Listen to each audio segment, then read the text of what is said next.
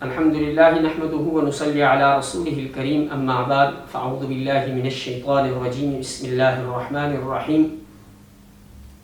شهر رمضان الذي أنزل فيه القرآن هدى للناس وبينات من الهدى والفرقان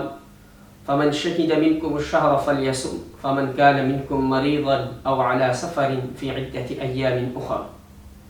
صدق الله العظيم. سامعین کرام، یہ جو آیت میں نے آپ کے سامنے پیش کی کہ جس میں رمضان المبارک کے مہینے کی فضیلت کا بھی ذکر ہے، اور دوسری جو آج کے موضوع کے اعتبار سے سوالات کے جوابات ہیں ان کے اعتبار سے بھی ذکر کیا گیا کہ فمن کان منکم مریضا او علی سفر فی عدۃ ایام اخر، کہ جس میں اللہ رب العزت ان مریضوں کو جیسے کہ گردے وغیرہ میں تکلیف ہو کہ وہ بڑھ جاتا ہو، جس کی وجہ سے ڈاکٹر طبیب وغیرہ وہ پانی وغیرہ کے لیے، دوا وغیرہ کے لیے، یا کوئی اسی طریقے سے کوئی اور بیماری ایسی ہو کہ جس کی وجہ سے روزہ توڑنے پر مجبور ہو جائے، تو ایسے حضرات کے لیے پھر فی عدۃ ایام اخر کا ذکر ہے. بعضوں نے سوال یہ کیا کہ آیا کہ ایسی صورت میں کفارہ لازم ہوگا کہ کفارہ دے کر کے چھوٹا جائے؟ نہیں، اس صورت میں نہ فدیہ ہے اس کا، نہ کفارہ ہے، بلکہ وہ روزہ رکھا جائے گا. کفارہ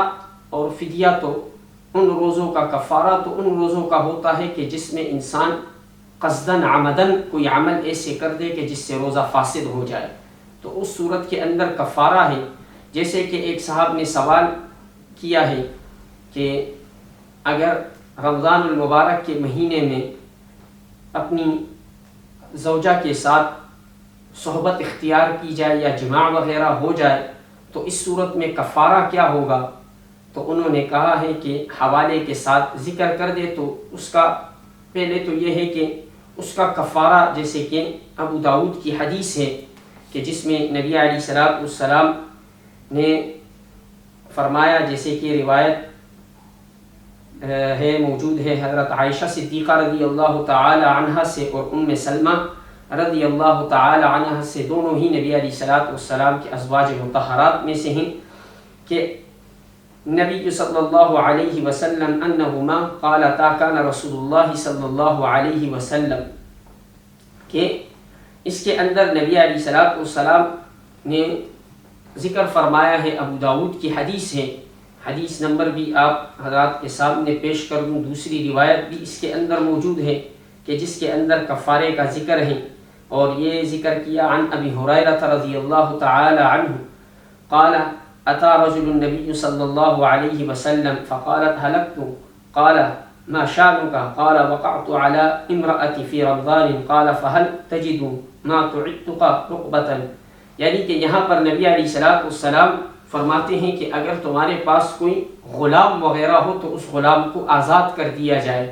یا اگر غلام نہ پاتے ہوں تو پھر اس کے بعد 60 مساکینوں کو صبح شام کھانا کھلایا جائے، اور اگر وہ بھی نہ ہو تو پھر 60 دن پے در پہ روزے رکھے جائے. تو یہ اس کا کفارہ ہے کہ یا تو ایک غلام آزاد کیا جائے، یا پھر اس کے بعد ذکر کیا گیا کہ 60 مساکین کو کھانا کھلایا جائے، اور یا 60 روزے پے در پہ رکھے جائے. یہ حدیث میں نے آپ کے سامنے پیش کی، اور حدیث کا آپ کو ذکر بھی کر دوں کہ حضرت ابو ہریرہ کی ہے اور ابو داؤد کی حدیث ہے، اور یہ حدیث 2390 نمبر کی احادیث ہے جو حضرت ابو ہریرہ رضی اللہ تعالی عنہ سے روایت کی گئی ہیں. دوسرا سوال یہ ہے کہ بعض حضرات کہتے ہیں کہ آیا روزے کی حالت میں اگر انجیکشن وغیرہ لگایا جائے، اگر وہ انجیکشن نس وغیرہ میں لگتا ہے اور اس کا تعلق ڈائریکٹ نفس کے ساتھ ہے، اور اس انجیکشن سے اسے فائدہ پہنچتا ہے اور اس جگہ کی تکلیف دور ہوتی ہے، تو ایسی صورت کے اندر انجیکشن لگوانا یہ بھی مفسد صوم ہے، یہ بھی روزے کو فاسد کر دیتی ہے. اس صورت میں بھی روزے کی قضا آئے گی. اسی طریقے سے کوئی دانہ وغیرہ منہ کے اندر ہو اور وہ نگل دیا جائے اندر کی طرف، تو اس صورت کے اندر بھی مفسد صوب ہے، اور اس سے بھی روزہ جو ہے وہ فاسد ہو جاتا ہے اور اس کی بھی قضا ہوتی ہے۔ باقی اور چیزیں جو سوال کیے گئے ہیں کہ آیا ہم روزے کی حالت میں رات کے وقت ملاقات کر لیتے ہیں لیکن اس کے بعد ہم سحری وغیرہ میں لگ جاتے ہیں، اور سحری میں لگنے کے بعد جو ہے وہ روزہ بھی رکھ لیتے ہیں، تو اس میں بھی وہ ذکر کرتے ہیں کہ آیا بغیر غسل کیے ہوئے جنابت کی حالت میں روزہ ہوگا کہ نہیں ہوگا۔ تو اس میں بھی میں آپ کو بتا دوں کہ اس صورت کے اندر بھی روزے کی نیت کر لی گئی اور روزہ رکھ لیا گیا تو اس کے بعد بھی غسل کیا جا سکتا ہے۔ وہ بھی میں آپ کو حدیث میں ذکر کر دیتا ہوں کہ یہ حدیث جو میں آپ کے سامنے ذکر کر رہا ہوں، یہ حدیث بھی 2300 نمبر پر حدیث ہے، ابو داؤد کی حدیث موجود ہے۔ یہ حدیث جو ہے نبی صلی اللہ علیہ وسلم انہما قالت کان رسول اللہ صلی اللہ علیہ وسلم یسبحوہ جنبا، کہ آپ علیہ السلام صبح کی حالت جو ہوتی تھی وہ بھی امہات المومنین کی حدیث ہے کہ وہ بھی آپ صبح کی حالت بھی یعنی کہ فجر کی نماز سے پہلے جو تھے وہ ایسی حالت میں ہو جاتے تھے اور اس کے لیے آپ پھر غسل فرما لیتی تھی۔ یہ حدیث بھی میں نے آپ کے سامنے پیش کی۔ بعض حضرات کہتے ہیں کہ نہیں اس سے نہیں ہوتا، تو لیکن میں نے آپ کے سامنے یہ حدیث پیش کی جو نبی علیہ السلام کی روایت ہے اور ابو داؤد شریف میں موجود ہے۔ اور اسی طریقے سے اگر کوئی شخص